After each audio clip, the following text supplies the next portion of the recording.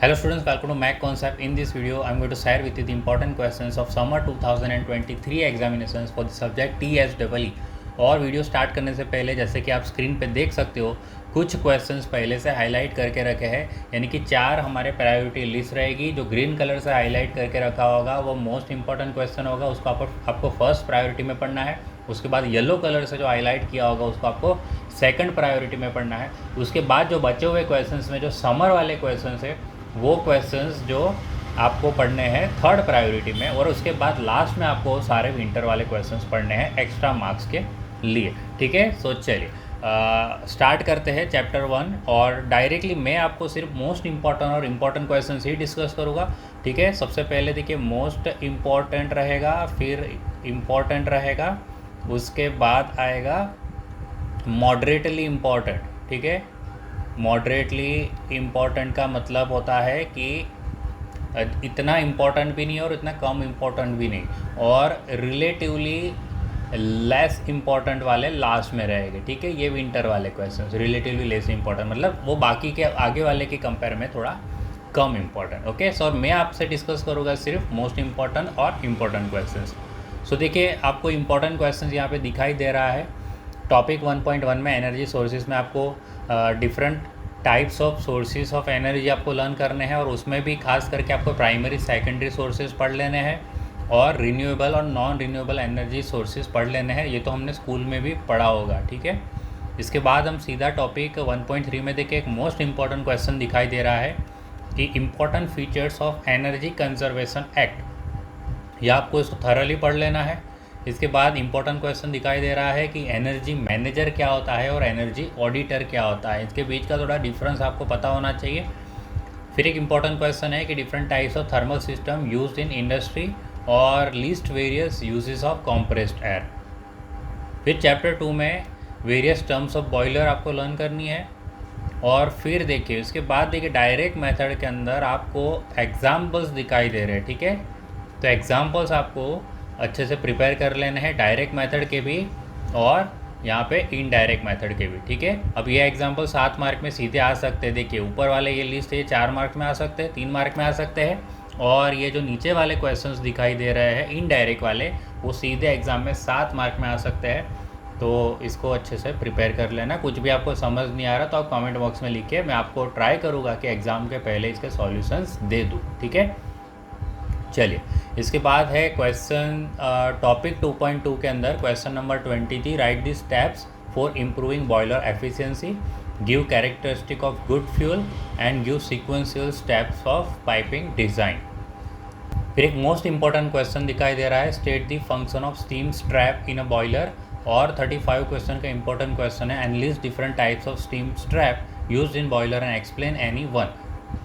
उसके बाद inverted bucket type steam trap with sketch आपको लर्न करना है टॉपिक 2.5 में। देखिए फिर उसके बाद यहाँ पे कुछ एग्जाम्पल्स है जो आपको प्रिपेयर करना है, एग्ज़ाम में जो है एग्जाम्पल्स आते ही आते हैं। ठीक है, इसके बाद चैप्टर 3 फर्नेसिस के अंदर 3.2 टॉपिक में मोस्ट इंपॉर्टेंट क्वेश्चन है, give classification of furnaces and explain any one of them. इसके बाद उसके अंदर देखिए explain rotary hearth type furnace आपको लर्न करना है, और explain heat transfer in a furnace with sketch topic 3.3 के अंदर। 3.4 में different energy losses in furnace, और इसके अंदर भी देखिए न्यूमेरिकल्स है वो आपको सॉल्व करने हैं। कुछ भी न्यूमेरिकल, कोई भी न्यूमेरिकल अगर आपको समझ नहीं आ रहा आप कमेंट बॉक्स में लिख सकते हो। उसके बाद 3.5 टॉपिक के अंदर how to recover waste heat from furnace flue gases.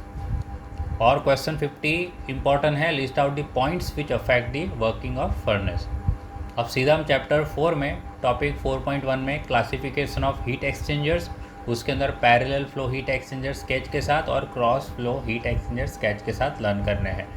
LMTD क्या होता है, उसके बाद हीट ड्यूटी और capacity ratio, fouling factor, LMTD correction factor, और state the factors affecting the fouling.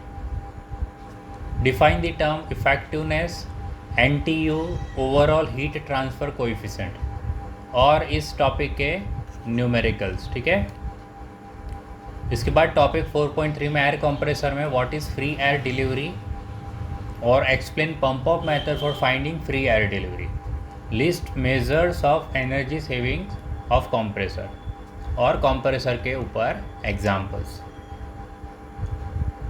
देखिए इतने एग्जाम्पल्स है आपको प्रैक्टिस करने के लिए, ठीक है। इतने एग्जाम्पल करोगे तो मोर देन इनफ है। एग्ज़ाम में आपको इसके आसपास कोई ना कोई सम तो आ ही जाएगा, अच्छे से आप अटेम्प्ट कर पाओगे, ठीक है। इतने सम्स तो करके ही जाने हैं आपको।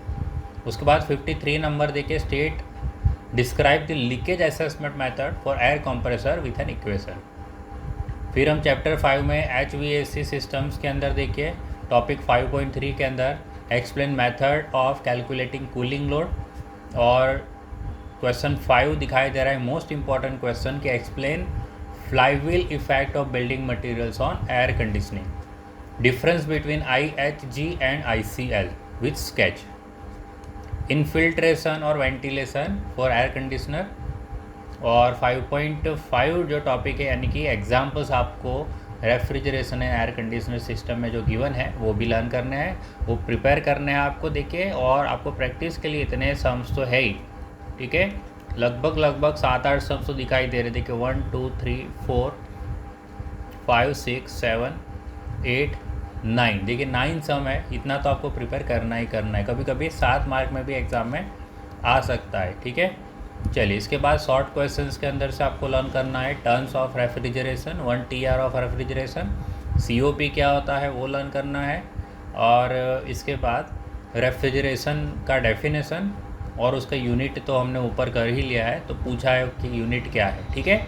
सो चलिए ये थी TISEE की इम्पोर्टेंट क्वेश्चंस की PDF। इस PDF को अगर आपको डाउनलोड करना है so you can download this PDF from the description box, link मैंने वहाँ पे पोस्ट कर दी है। जो भी स्टूडेंट इस PDF को परचेस नहीं कर सकते या वो अफोर्ड नहीं कर सकते तो वो ये वीडियो देखिए और अपने बुक में ये जो भी इम्पोर्टेंट क्वेश्चंस आपको यहाँ पे दिखाई दे रहे हैं उसको आप अपनी बुक में टिक मार्क करिए और अपनी TISEE की एग्ज़ाम की प्रिपरेशन स्टार्ट कर दीजिए, ठीक है। सो चलिए फिर इस वीडियो में इतना ही, अब मिलेंगे नेक्स्ट वीडियो में। थैंक यू, जय हिंद।